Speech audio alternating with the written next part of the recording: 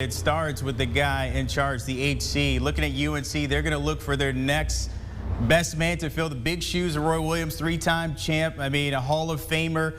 When you look at the list of possible candidates, is it Hubert Davis, Wes Miller? Is there Avery Johnson on that list?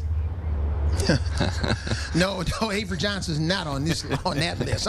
I'm on the only list I'm on is CBS Sports HQ. But I would say, I think the leader in the clubhouse possibly could be Hubert Davis.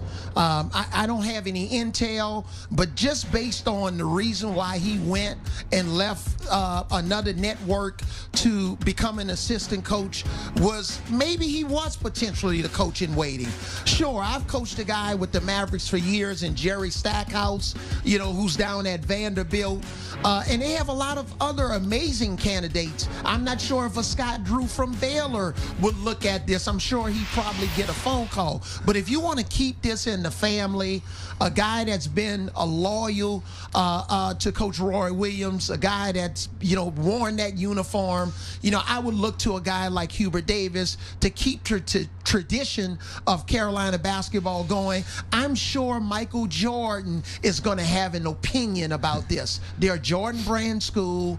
You look at, the best player to ever play the game is not a debate. Michael Jordan is the best player to ever play the game of basketball, so I'm sure he's going to have an opinion. So I would believe Matt probably will know a little bit more about it, but I'm sure that Hubert Davis may be the leader in the clubhouse. Yeah, I've been working multiple sources over the past 24 hours as this job has somewhat surprisingly come open here, and the feeling is that Hubert Davis is the only Roy Williams assistant that is a viable candidate to replace him and would be considered an early, but if not slight front runner for the job.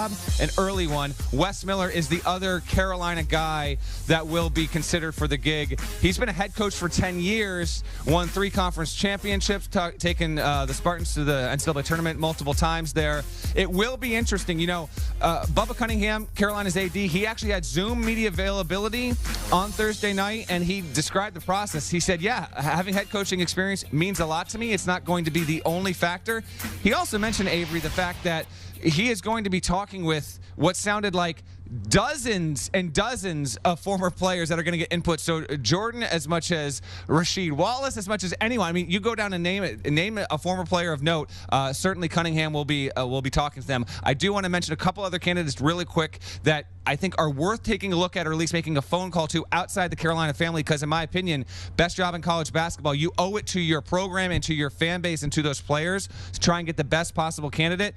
Mark Few's right here on the doorstep of sports immortality with 2 more wins. Now, he has turned down bigger offers in the past. He is extremely close with Roy Williams. I have to believe at the very least he would pick up the phone. Not that he would leave, but you got to make it tougher. How can you? That's one hire outside the family that I think Carolina fans would have no choice but to love.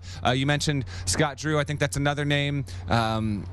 Jay Wright, maybe you lob a phone call to. I don't know. Tony Bennett, to me, in the league, I don't know if he'd leave to stay in the league, but he's been the best coach in that conference for about 7 years. They've been dominating. So those are a few early names, but if you made me pick one way or the other, Avery, I would say they're more likely to go with the Carolina guy, but I don't know if that's necessarily the absolute best choice. And I think maybe another outside-the-box name who does not have any coaching experience on any level could be Kenny Smith, maybe.